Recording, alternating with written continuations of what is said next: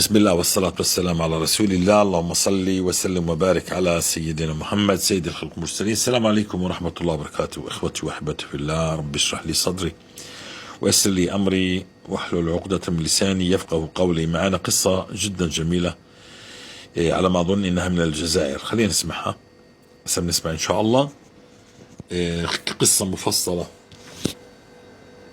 السلام عليكم ورحمة الله وبركاته. أخي أحمد، جزاكم الله خيرا على ما تقدمونه لهذه الأمة من نشر الاستغفار وسورة البقرة.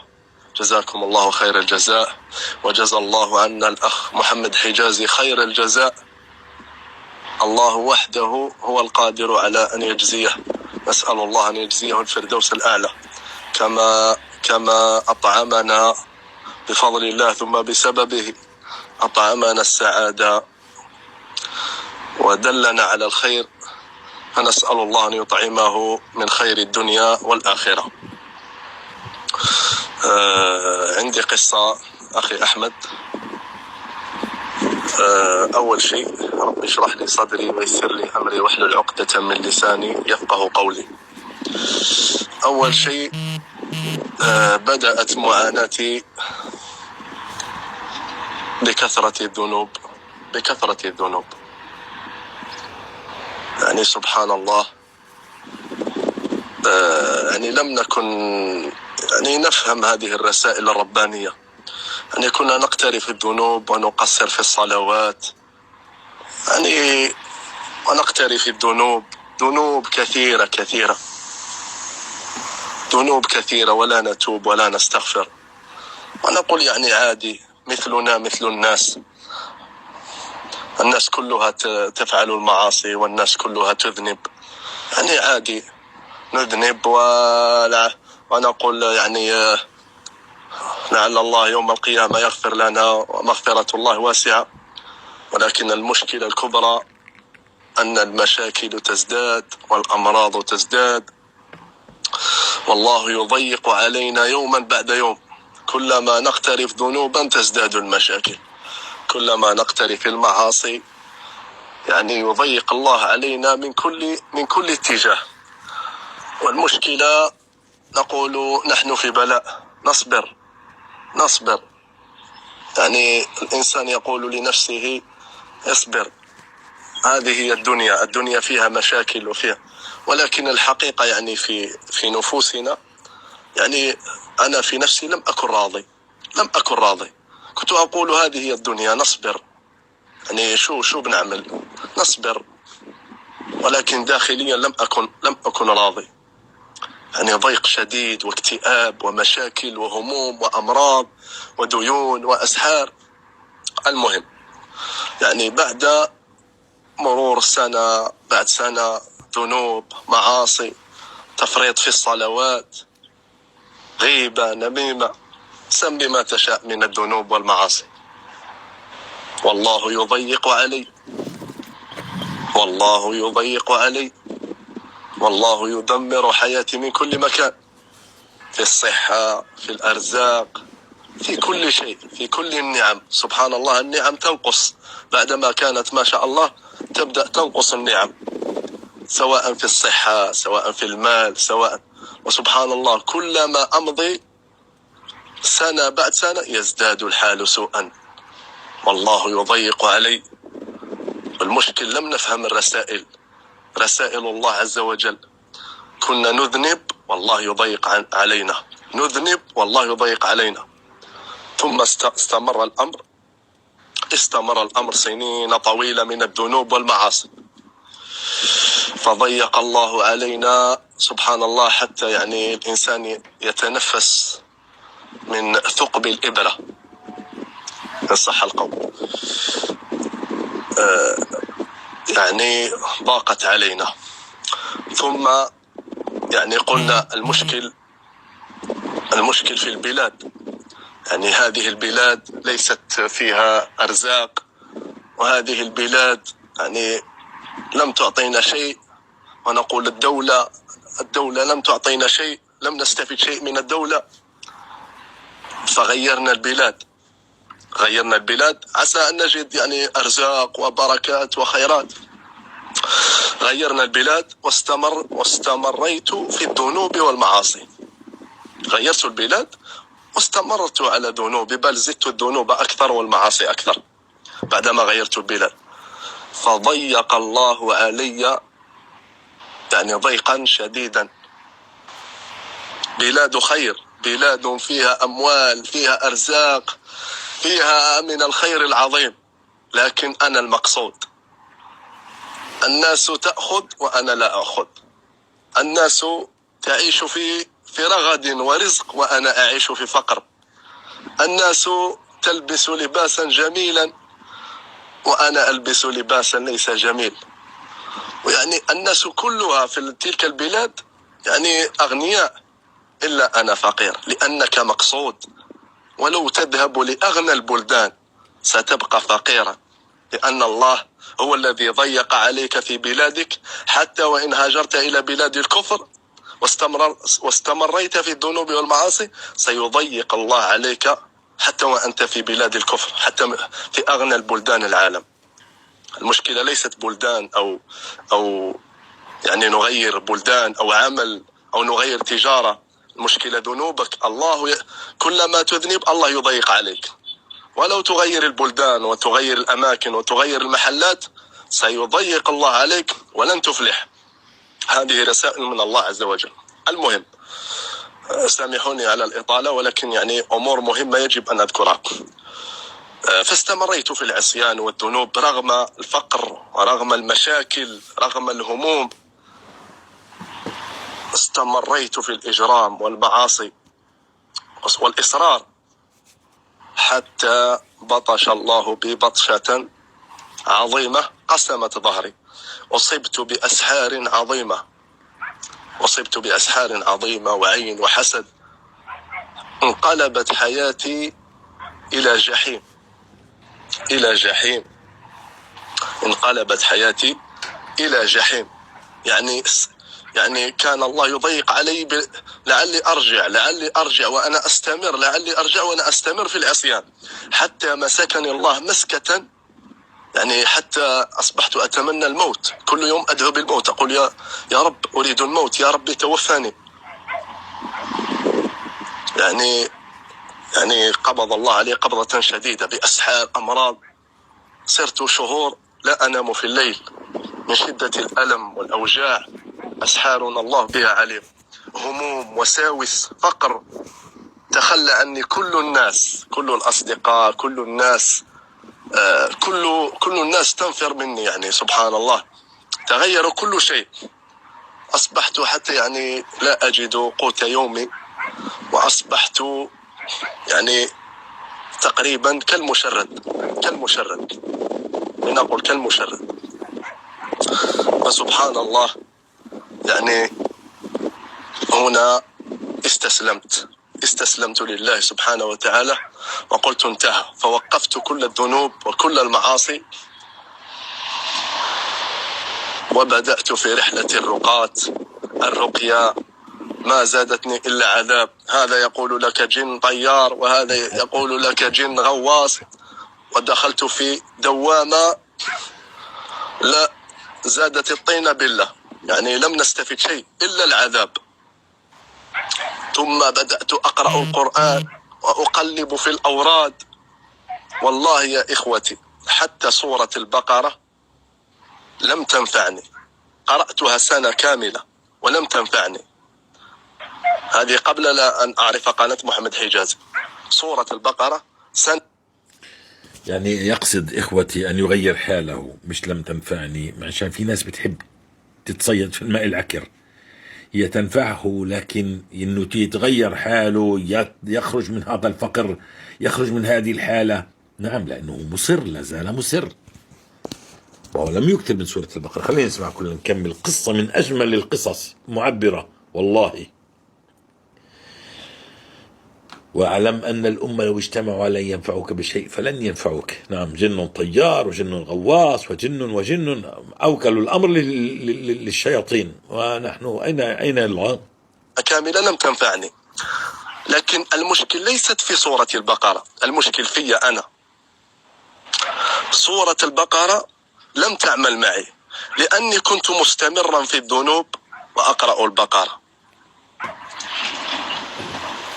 ولم أكن أعرف الاستغفار وأهمية الاستغفار.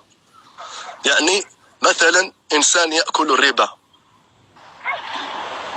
يذهب يقرأ سورة البقرة، لن تنفعه سورة البقرة. هذا الذي يأكل الربا الله يحاربه، يعني لو يتوجه إلى سورة البقرة لن تنفعه، الله يحاربه. كذلك مع الذنوب الأخرى، غيبة، نميمة، سم ما تشاء من الذنوب، لن تنفعك سورة البقرة. المهم تقلبت في الأوراد إلا عذاب، سبحان الله.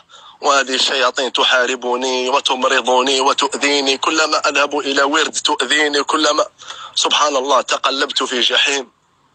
يعني سنين وأنا أتقلب في العذاب، سبحان الله، من ورد إلى ورد، قرآن، ختمات، ما تركت شيء. قيام ليل، سورة البقرة، لم ينفعني شيء. سبحان الله، عذاب ودمار وتشرد وفقر. المهم حتى يعني وصلت إلى مرحلة اليأس الحقيقي، يعني القنوط. يعني حاولت كل شيء ولم أجد النتائج، لم أجد ثمرات. يا ربي لماذا هذا العذاب؟ طرقت كل الأبواب، قيام الليل، سورة البقرة، لم يتغير شيء. سبحان الله. وفي يوم ما بعد اليأس، سبحان الله، يعني وجدت مقطع في اليوتيوب محمد حجازي الاستغفار، فسبحان الله كأن الله ألقى في قلبي أن يعني أدخل إلى هذا الرجل. فبدأت يعني سبحان الله من كلامه ذنوب، معاصي، يعني أفهم. أول شيء حاولت أن أفهم ماذا يقول. أول شيء يعني الإنسان، نصيحة للمتابعين، أي إنسان يعني جديد، حاول تفهم ماذا يقول هذا الرجل، عن ماذا يتكلم، ما أي ذنب، أي استغفار. حاول أن تفهم، يعني فهم السؤال نصف الجواب. إذا فهمت ماذا يقول الأخ محمد حجازي جزاه الله خيرا، يعني ستدرك الحقيقة وحقيقة كلامه، ثم تطبق فتجد كلامه حقيقة كما وجدنا بفضل الله ورحمته. المهم سمعت كلامه وأنا الحمد لله بفضل الله أبحث قبل أن أطبق، فيديو بعد فيديو، استغفار، ذنوب، معاصي، أقرأ التعليقات، ما شاء الله التعليقات كلها إيجابية. لم أجد راقي أو أي قناة لديها يعني تعليقات مثل هذه الكمية، ما شاء الله، وقصص فرج الله عنهم كربتهم وشفاهم من أمراض ورزقهم وتغير حالهم، إلا قناة الأخ محمد حجازي. يعني آلاف من الناس غير الله حالهم بهذه الطريقة، طريقة ترك الذنوب ولزوم الاستغفار. يعني ما شاء الله غير الله حالهم. فتعجبت، قلت هذه هي ضالتي. وجدت قد أناس كثيرون فرج الله عليهم، إذن هذا هو الطريق الصحيح. فسبحان الله، من اليوم الأول والله يا إخواني كنت في غم وضنك ويأس وقنوط. اشتريت المسبح بفضل الله عز وجل، وقسما بالله يا إخوتي الكرام، مجرد ما يعني بدأت في الاستغفارات الأولى، أستغفر الله، وجدت راحة نفسية من الدقائق الأولى عجيبة، كأن الله عز وجل وضع شيئا على صدري وقال لي لا، يعني انتهى، اترك الأمر لنا، لله عز وجل. والله يا إخواني كأن الله عز وجل قال في صدري اترك الأمر، ما دام لزمت الاستغفار خلاص انتهى الأمر، الآن الله هو يدبر الأمور، سبحان الله. المهم 3 أيام الأولى استغفار، راحة عجيبة، طمأنينة، سكينة، ما شاء الله.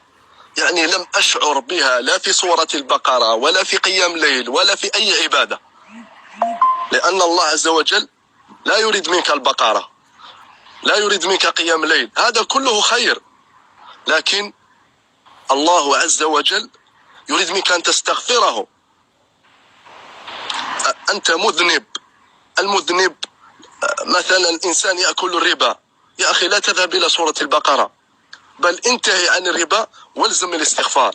مثلا إنسان عنده غيبة نميمة، لا تذهب لتجد ذكر أو الصلاة على النبي، هذا كله خير، بل انتهي عن الغيبة والنميمة والزم الاستغفار حتى يتغير حالك بإذن الله. المهم وجدت راحة نفسية في 3 أيام. بعد 3 أيام الحمد لله أمطرت بفضل الله عز وجل مطرا ما شاء الله، وعرفت أنه مطر الاستغفار لأنه ما كان مطر ذلك الوقت. ثم بعد أيام يعني صليت 2 ركعتين وسألت الله عز وجل، قلت يا رب إن كان هذا الرجل وطريقة هذا الرجل الأخ محمد حجازي يعني طريق حق فأرني رؤيا. فسبحان الله نمت فرأيت نفسي في رؤيا وأنا سعيد والمطر ينزل بغزارة في رؤيا. فاستيقظت فعرفت أنها يعني سألت الله فمباشرة رأيت رؤية المطر، فعرفت أن الله يعني يؤيدني أني أستمر في هذا الاستغفار، وأن أتبع الأخ محمد حجازي جزاه الله خير الجزاء. المهم الآن يعني حتى لو أطل عليكم سامحوني، يعني عندي كثير من القصص لكن أحاول أن أختصر، هي المعلومات كلها مفيدة على كل حال. المهم فسبحان الله بدأ من الثمرات، يعني بدأت الراحة النفسية يعني والطمأنينة. أول شيء قطفته هو الراحة النفسية من الدقائق الأولى، قطفت الراحة النفسية والسكينة حتى كنت أتعجب أقول ما هذا سبحان الله. الثمرة الأخرى الوسواس، ذهب عني الوسواس كأنه توقف. ومن الثمرة أيضا كنت أعاني من ألام في الجسد وأمراض كثيرة وأوجاع كثيرة وهموم كثيرة، يعني سبحان الله، يعني سبحان الله معاناة عظيمة، يعني سبحان الله كل يوم بالتدريج تختفي، كل يوم بعد يوم بعد لزوم الاستغفار تختفي وتنقص هذه الأعراض سبحان الله، وكأن الله سبحانه وتعالى أوقفها، أذن لها هذه الآلام والأوجاع أن تتوقف، وأذن للوسواس أن يتوقف. مجرد أن لزمت الاستغفار بدأت الآلام تختفي. الناس كانوا سبحان الله يعني ينفرون مني، فمجرد ما بدأت الاستغفار الناس بدأت يعني أصبحوا عندي أصدقاء يبحثون عني، هذا يأتي يأخذني بالسيارة، هذا يعني سبحان الله حتى يتصلون علي أين أنت أين أنت، سبحان الله محبة الناس، هذا فضل من الله. ومن الثمرات يعني سبحان الله، ومن الثمرات بفضل الله ورحمته يعني التزمت في الصلاة. أنا صلاة الفجر كانت يعني ثقيلة علي، يعني أصبحت يعني كأن إنسان يعني أحد يقول لي صلاة الفجر جماعة يجب أن تصليها في المسجد، وأيضا أحد يقول لي قبل الفجر بساعة يجب أن تستيقظ أو نصف ساعة تصلي قيام الليل ولو 2 ركعتين أو 4 وتستغفر وتدعو الله. يعني منذ لازمت الاستغفار الحمد لله لم أضيع قيام الليل وصلاة الفجر. توفيق عجيب في الصلاة والمحافظة على الصلاة. أيضا من الثمرات يعني صرت أكره المعاصي والذنوب بعدما كنت غارق في المعاصي والذنوب. مع الاستغفار سبحان الله 10 أيام 20 يوم 30 شهر شهرين تبدأ تكره في المعاصي، تغض بصرك سبحان الله. الاستغفار يبعدك عن المعاصي تدريجيا ولو تسقط مرة مرتين أكمل الاستغفار سيبعدك سبحان الله عن المعاصي. واصل في الاستغفار سيبعدك 10 أيام ثم يبعدك 20 يوم ثم يبعدك شهر شهرين حتى يجعل الله لك مخرجا بإذن الله. ستكره كل المعاصي، معاصي النساء، معاصي كل شيء، غيبة نميمة ستكرهها بفضل الله ثم بلزوم الاستغفار. أيضا الأموال بفضل الله، حتى ما كنت أجد يعني قوت يومي، الآن الأموال سبحان الله. يعني حتى بعض الأصدقاء قال لي يعني كيف أصبحت أنت تعطينا أموال، يعني حتى يعني أقرضهم المال، يعني كي تعجبوا كيف أنت يعني تقرضنا المال. والعجب يا إخواني الكرام أني لم أشتغل بعد، أنا لست أعمل، المال يأتيني وأنا عاطل عن العمل. يعني المال موجود من دون عمل. لو كنت أعمل لقلنا المال يأتي من العمل، لكن أنا عاطل عن العمل، والمال يأتيني بفضل الله وكرمه. والمال سبحان الله كلما يأتي ينتهي يأتي مال آخر، سبحان الله. إخواني الكرام، أتمنى أني لم أطل عليكم، وسأكمل الباقي إن شاء الله في مقطع آخر. إخواني الكرام، أريد أن أكمل يعني بعض التفاصيل في القصة. الحمد لله يعني رزقني الله بأموال، وسبحان الله تيسرت أمور كثيرة، والحمد لله يعني أعيش حياة يعني سبحان الله يعني هنيئة الحمد لله طيبة، أشعر بالرضا والراحة النفسية والسعادة. وسبحان الله إني أرى أن الأمور تتدبر إلى الأحسن، يعني تتدبر الأمور إلى الأحسن. كلما أستغفر الأمور سبحان الله كأن الله يدبرها يرتبها بفضله ورحمته.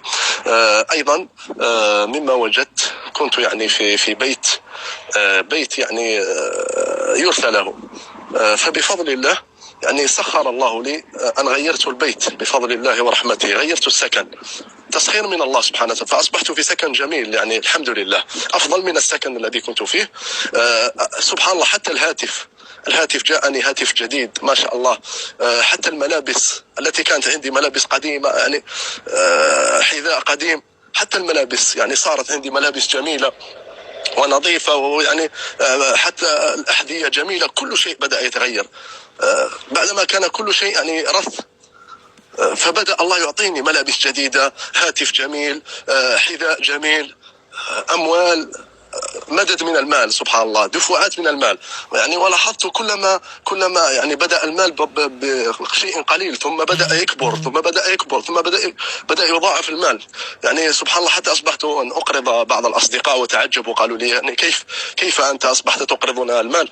فقلت لهم السر في الاستغفار، إن أردتم أن تسبقوني فعليكم بالاستغفار. ومن الثمرات أن من الله علي وفتحت قناة على التيك توك اسمها معجزات الاستغفار، يعني فيها ما شاء الله يعني تقريبا 8,000 من المتابعين. أنشر فيها مقاطع الأخ محمد حجازي يعني للاستغفار. وهذه من الثمرات الحمد لله، أن يهدي الله على يدك رجلا واحد خير لك من حمر النعم، وهذا كله بفضل الله. وثمرات كثيرة والله يا إخوتي، أن الاستغفار معجزة عظيمة لا يعرف حقيقته إلا من طبقه. اترك الذنوب وحافظ على الصلوات في الوقت، واكثر من الاستغفار، وأبشر بالخير، وأبشر بكل خير، والله سترى عجبا من كرم الله. وفي الأخير نشكر الأستاذ محمد حجازي وجزاه الله عنا كل خير، ونسأل الله أن يكرمه وأن يجمعنا به في جنات النعيم. والله إني أحبه في الله، منذ أن بدأت أن أشاهد قناته لم أترك مقطع واحد، كلما يعني ينزل مقطع أتفرجه وأشاهده. وجزاه الله عنا كل خير وبارك الله فيه، ونسأل الله أن يجمعنا به وجميع المستغفرين في جنات النعيم. وجزا الله المشرفين الذين يعني ينشرون الاستغفار ويساعدون الناس، والله أنتم في خير عظيم. والله يا إخواني المشرفين والذين يسعون في نشر الاستغفار، أنتم في خير عظيم، خير الله يستعملكم، الله يعني سبحان الله يستعملكم في نشر الاستغفار والتوبة، وهذا شرف عظيم. وأيضا نصيحة الناس الذين قطفوا ثمرات الاستغفار، يا أخي افتح قناة على اليوتيوب، يا أخي انشر على التيك توك. أنت الآن الله يريدك أن تبلغ آية، ليس فقط تأخذ الأموال وتقطف ثمرات ثم يعني تغلق الباب وتجلس وحدك. لا يا أخي، الله اختارك من بين الناس لتعيش آية لتبلغها للناس. افتح قناة على اليوتيوب، افتح قناة على التيك توك، على الفيسبوك، بلغ الناس مما وجدت يا أخي. تكلم عن الاستغفار، تكلم يعني أي إنسان قطف ثمرة الاستغفار كان رجلا أو امرأة، حق عليه أن يخرج ويتكلم، أن يبلغ الناس في الفيسبوك، في اليوتيوب، في التيك توك. بلغ الناس عن الاستغفار يا أخي. ليس عندك طلاقة في الكلام، انشر المقاطع، افتح قناة وانشر مقاطع الأخ محمد حجازي وجزاه الله عنا كل خير. أيضا من ثمرات الاستغفار أصبحت أكلم أصدقاء يعني الاستغفار، فمباشرة يشترون مسبحة ويبدأون يستغفرون. يعني سبحان الله سخر الله. البارح كان رجل، يعني كنت أتكلم مع صديقي في الهاتف على الاستغفار، فسمعني رجل كبير قال لي يا بني تعال، فذهبت إليه فلا أعرفه. قال لي يا بني إني أعاني من هموم ومشاكل وكذا وكذا، فنصحته بالاستغفار. فقال لي أريد أن أشتري مسبحة، فذهبت معه فاشترى مسبحة لنفسه، اشتريت له مسبحة واشترى مسبحة لزوجته، وذهب قال لي سأمسك الاستغفار. وهذا فضل من الله. وسامحوني على الإطالة وجزاكم الله خير الجزاء. أخي محمد حجازي، أسألك الدعاء أن يوفقني الله ويزيدني فتحا على فتح. أريد أن يعني أنشر الاستغفار همي الآن أن أنشر الاستغفار في الأرض، لا أبحث عن الأموال ولا على شيء. أريد أن تنهض هذه الأمة، أريد أن يعني الناس تعيش حياة سعيدة بالاستغفار وترك الذنوب. وجزاكم الله خيرا. اللهم صل وسلم على محمد والحمد لله رب العالمين. ما شاء الله ما شاء الله. هذه القصة قصة أمة الإسلام. هذه قصة هذا الأخ، قصة أمة الإسلام. لا حول ولا قوة إلا بالله. هذه القصة أبكتني يا جماعة، أنا أبكي بصمت والله الذي لا إله. هذه حال الأمة، هذا هو حال الأمة. فقر مدقع، ديون، هموم، كروب، ما يعني يتنقل من دول إلى دول، يبحث عن الرزق، والرزق بين أيدينا بين لسان. بس اذكروا الله، توب من هذه الذنوب. والله إنها قصة فيها العبرة هذه القصة. وأنا كنت أقول له يعني أشكر الله وافتح قناة، فهو فتح قناة والحمد لله رب العالمين. يا جماعة أنتي والله ما كنت أعرف كلمتين، أحكي كلمتين على بعض. عودوا إلى البدايات عندما بدأت. لما أنت بتتكلم عن نفسك، عن ماذا وجدت، كيف فتح الله عليك، ما بدهاش كتب دراسية، كلمات عامة بسيطة تدخل إلى القلب. ما كان من القلب وقر في القلب، وما كان من اللسان لا يتجاوز الأذان. لما الواحد بيقرأ بينسخ وبيلصق بمثل هذه الأمة، كل كلام بالنسبة لهم بيسمعوا ويطربوا، يسمعوا ويطربوا لا يطبقوا. لكن قصة مثل هذه، أنا أقول هذا الأخ جزاك الله خير وفتح الله عليك وبارك الله فيك وجعلك منارة يهتدي الناس فيها في بلادك وفي بلاد المسلمين. اخرج للناس وتكلم بصوتك عدا عن نقل كلامي. كالإخوة أحمد الغامدي فتح قناة يعني يتكلم بصوته. الأخ محمد إبراهيم السوداني عنده قناة. القنوات التي تتكلم عن الاستغفار كثير من القنوات. نسيت أذكر كمان في قناة جديدة. افتح قناة واخرج، الله سيفتح عليك بالكلام. عندك قصة قوية ومهمة جدا ملهمة، من خلالها تنشر كلامك لكل العالم، وممكن تستفيد بما أقول أنا وهكذا. وبارك الله فيكم. نعم، لازم كل واحد منا عاش حقيقة الاستغفار من هذا الذل وهذا الهوان. والله إنه ليبكيني حال الأمة والأمر يسير جدا. نحن لا، في ناس بتفكر بدنا تكنولوجيا. الذي منعنا عن التكنولوجيا هو الله، الذي منعنا عن التقدم هو الله. ليش يا عبد الله مانعك الله؟ لأنك أنت معك رسالة الإسلام، إنك أنت تنشرها وتكون من خير أمة أخرجت للناس، تأمر بالمعروف وتنهى عن منكر، وتكون أخلاقك أخلاق مسلم كما يعني أراد الله، مش كما نحن. فعطل الله علينا الأرزاق والعلم والتكنولوجيا، وخرجنا من ديارنا إلى ديار أخرى عشان الحسرة تكبر وتكبر. تشوف كل الناس عايش مكيفي وانت حتى مأوى لا تملك. فعندما تاب ولزم الاستغفار تغير الحال. نحن نبني إلا بنصلي المصلين، نبني على شيء غلط. كيف يعني؟ أنا مصر على ذنوبي، إباحياتي، غنائي وطربي وأعراصي وقطيعة الأرحام والإباء والربا وكل شيء، ولكني بصلي، ولكني بزيد كمان. بتعرف شو بدي أقوم الليلي وهكذا. لكن يعني أنا ماشي في مسارين. تعرف هذول اللي عندي انفصال في الشخصية، انفصام. عندي شخصيتين، شخصية متدينة وشخصية فيها كل الفجور. ما بيمشيش عند ربنا هذا يا عمي. هذا الفجور انت مخبيه من وراء الناس، عند الله انت علني، انت كلك علني عند الله. هذه القصة أبكتني يا جماعة. هذه القصة من الحقيقة من صدقها وصلت إلى القلب، من صدقها إنسان يتغرب باحث عن رزق، باحث عن كيف بيقولوا حظ أوفر، ولا في شيء يمسك الله. أنا أطلب من هذا الأخ، قصتك قوية جدا، الله ابتلاك منعك منعا شديد، فعلمك وأعدك لأن تخرج وتكون شاكر لله، ولا تكتفي فقط في نشر مقاطعه. رسالتك واضحة، وقف على الميكروفون وتكلم قصتك، ثم خذ التعليقات التي عندك وجاوب عليها مما وجدت أنت. وصلت؟ مما وجدت. واطلب أنا أطلب من كل المتابعين، سمعتوا التعليق؟ سمعتوا كيف تعليقكم أثرت في هذا الرجل؟ سمعتوا تعليقاتكم عندما دخل على القناة ووجد فيها تعليق؟ أنت لا تعرف ماذا يفعل تعليق، أنت لا تعرف. لربما أنا لا أنام الليل، ما بديش فلوس ولا بدي سيارات، وعندي أولاد، عندي 10 أولاد، وعندي سيارات، وعندي أموال، ومش عارف أنام بالليل. ثم يأتي واحد ويعلق تعليق بسيط، أنا ما كنتش عارف أنام بالليل، عندما لزمت الاستغفار أصبحت أنام. يبحث عن هذه الشيء، وكل الناس تبحث عن مال، فتكون أنت سبب بأنه هذا الزلمة أو هذا الرجل امرأة تأخذ الاستغفار.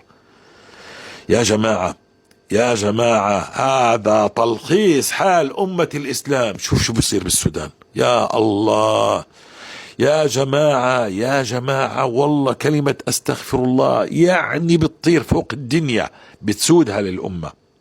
لماذا الشيطان لا يريدك أن تستغفر؟ نزلت طبعا في قناة سؤال وجواب، عندي 3 قنوات خاصات إلي، عدا عن القنوات القصص والجروبات وكل هذا كله في صندوق الوصف. اشتركوا فيه، فعلوه، علق، اكتب تعليق، اكتب قصتك، ثم انسخها والصقها في كل درس. قصتك الحقيقية، وإذا زاد عليها زيد، نعم زيد، والله إنها صدقة جارية لك. لأنه إذا أنا أخذت قصتك وألهمتني قصتك ثم بدأت أعمل بالاستغفار، مش لأنه أبو أحمد بيتكلم عن الاستغفار، لأنك أنت نزلت قصتك ودونتها إن تغير واقعك.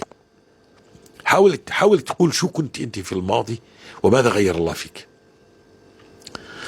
إذا أنا أخذت قصتك، كل اللي بعمله أنا في ميزان حسناتك، ولن ينقص من حسناتي شيء. الحسنة يا جماعة لما أنت بتتوب إلى الله فيها خير كثير تشوفه أمام عيناك في الدنيا قبل الآخرة. لكن إحنا مش عاملين حساب للحسنات من كثر ذنوبنا، لأنه وكأنه واحد بيروح على البنك بيقترض، فبصير يشتغل ويسد، معك فلوس معيش، عمال يسد، ما هو مديون. وهكذا انت حسناتك بتروح الديون، سداد الديون.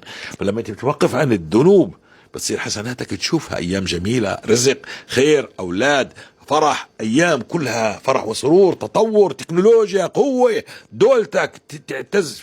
منين انا من الجزائر، اقوى دولة في المنطقة، لكن احنا كلاتنا اذلاء اليوم.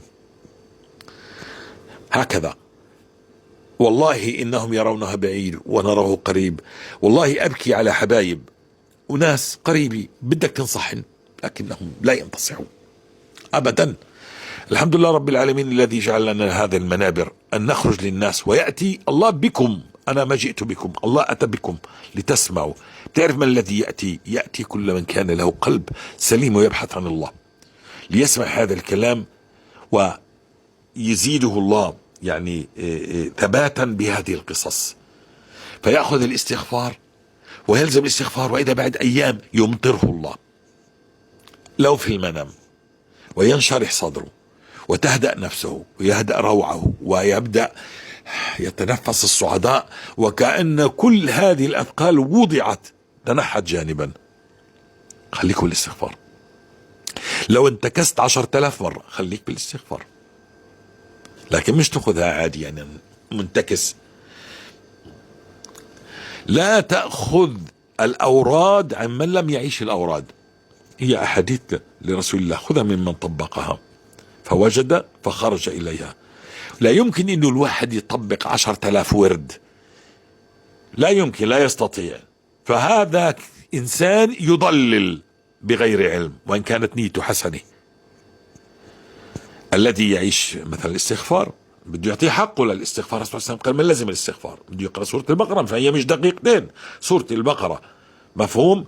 فما أنا ما بدي أتكلم عن الحوقلة وأتكلم عن الصلاة على رسول الله وعلى الاستغفار وعلى التسبيح وعلى التهليل وقيام الليل. أنا عشت قيام الليل، عشت أن من صلى لله 40 يوم كتب الله له براءة من النفاق وبراءة من النار. ما عشتها 3 مرات، هذه 40 يوم في جماعة بكل الصلوات.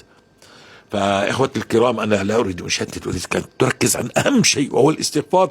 والله بالاستغفار سيسوقك إلى الورد الذي تحتاجه لتكمل مسيرة التقرب إلى الله ومعرفة الله. الله يبارك فيكم.